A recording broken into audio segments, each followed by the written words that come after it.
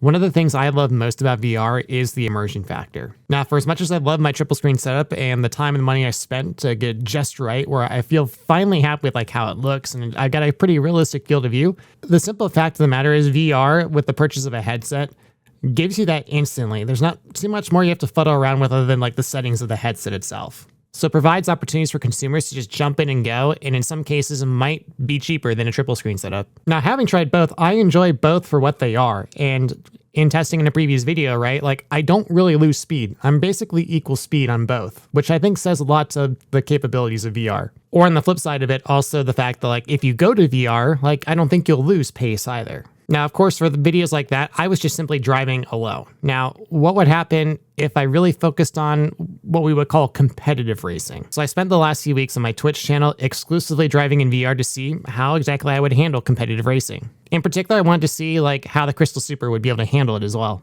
Before I define for you what I consider competitive racing, I do want to disclose that this is a sponsored video by Pimax and I'm an affiliate thereof. In recent months, Pimax has become the official VR sponsor of iRacing, and this partnership reflects a couple different things. One, it establishes iRacing as one of the most VR optimized, VR mature, and in my opinion, VR friendly simulators on the market for consumers today.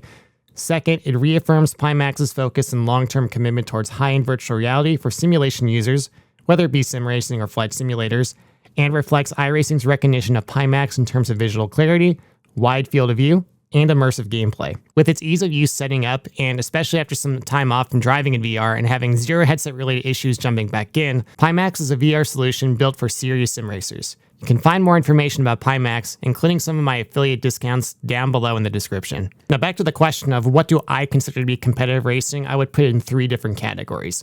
First, I would consider anything official on iRacing as in like an official series or ranked series in iRacing where you can lose iRating and lose safety rating or gain iRating and gain safety rating. 2 would be private leagues, in particular those that have prizes or maybe they're broadcasted. And the third one would be world championship events. This would be in comparison to either unofficial series or events on iRacing or like just one-off hosted races where there's really no consequences if you crash. So after having spent some time in a more kind of competitive environment doing official races, I had a few questions going in that I kind of wanted to answer for myself and might answer some of your questions too when it comes to maybe making a switch to VR and doing official races. Question 1, will I lose any speed with competitive racing? While the question of speed difference between VR and triple screens for me driving solo was settled quite a number of months ago, I was effectively the same speed in both, which I do consider positive on balance for me using VR, especially with the limited time that I had on it at that point. With competitive racing, I wasn't always entirely sure. I truthfully don't win a lot of races when I drive, so while I can't necessarily credit VR for helping me win purely because of speed, I can't say that VR is why I'm not faster. Doing an IndyCar fixed race at Pocono, I did take a victory while running in VR, which in my mind tells me enough that in my best car, I will just do as normally as I can on triple screens. Simply put, I didn't magically just forget how to drive when I started driving in VR. Like, it's more just an adaptation of the existing skill set that you already kind of have. Question number 2, will I cause more accidents or make more mistakes?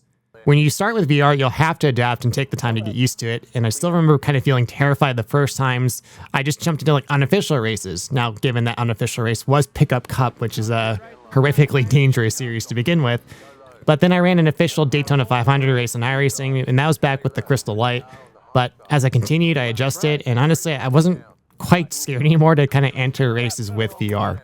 With the Crystal Super, I generally had a good sense of where I was on the track and where my competitors were. And you must remember that with VR, it relies upon your depth perception and your ability to gauge distance. Additionally, just like you would in a road car or a real racing car, you need to have active eye movements and head movements. Being on triple screens doesn't necessarily require this, especially if you have a good wraparound setup like I have, so that was something I had to get used to. Taking these things into account, I didn't feel that any accident I had was truly a direct result of VR, but purely driver error or because of circumstances. On that matter, accidents usually have more than one contributing factor. Question number 3, will I lose any sense of car control? Running with triple screens gives you a direct view of your wheel position perfectly relative to the cockpit of the car, and on a good triple screen setup, like I consider mine to be, if your wheel's right under the monitors or right up against the monitors, it gives you a very good sense of like feeling like you are in the cockpit of the car, which of course you can achieve in VR as well. But you're relying upon the projected image of your driver's arms to the steering wheel. So to that question of will I lose any sense of my car control? Well, you can see the answer to the question here.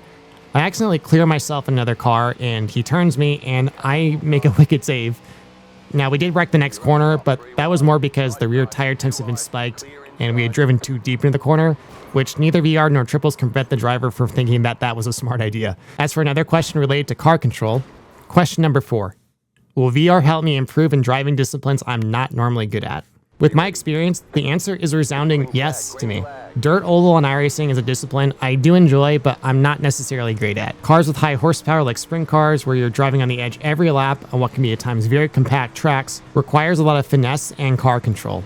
Even smaller cars with less horsepower require you to hit your lines just right and to keep your right rear on the cushion without jumping it and ending up in the wall. Not only was running dirt oval in VR a lot of fun, but I also genuinely felt more immersed, connected, and therefore more competitive. Running dirt street stocks, it's critical to have a good line as you lack power and you're too heavy of a car to mask a poor line. I had a great feeling of the rear of my car kicking out, getting a true sense of where the rear of my car was riding to the edge of the cushion, which allows you to power out of a corner with higher speed compared to a car that might be running a shorter distance on the low line. The nature of dirt oval racing means you are generally constantly running in traffic, but at no point did I really feel unable to run close in traffic.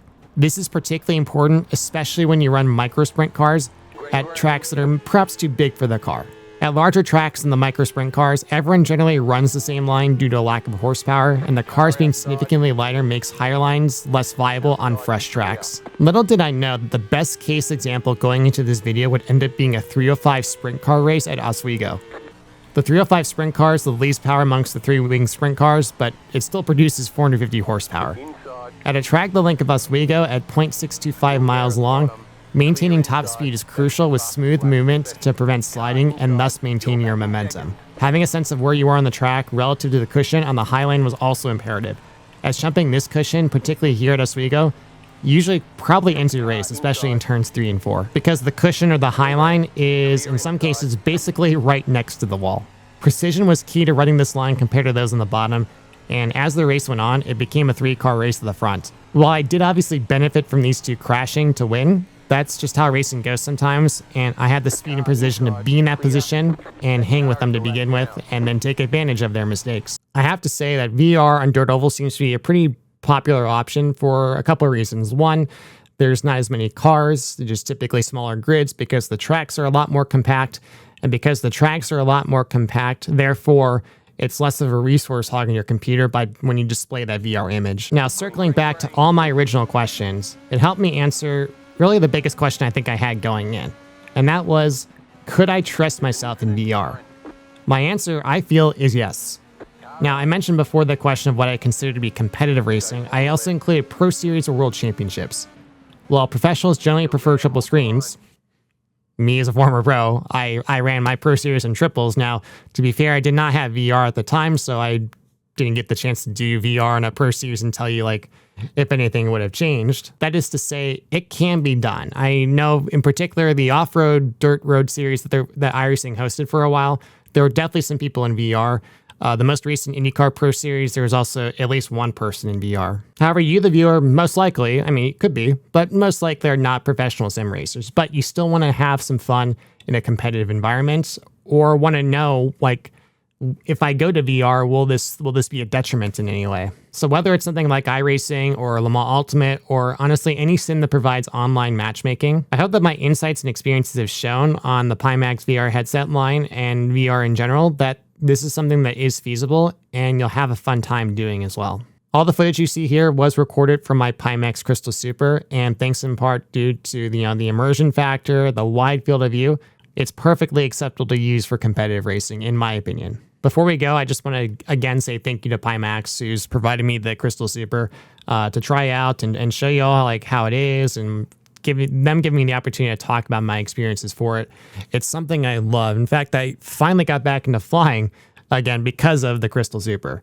It's been an enjoyable experience, except for the time the plane apparently the engine just shut off and then I crashed, and I don't understand why. But for the time my plane was working, it was a great experience. Down below in the description, as I said before, you can find some of my discount codes and some more information on the Pimax line of headsets, including the Crystal Light, which is kind of like the more introductory option from the Pimax line, as well as the Crystal Super that is built much more for enthusiasts. In the next couple of weeks, my next video is hopefully going to be an updated rig tour / room tour video, which is basically, I'm showing off my bedroom, okay? My sim rig is in my bedroom, all right?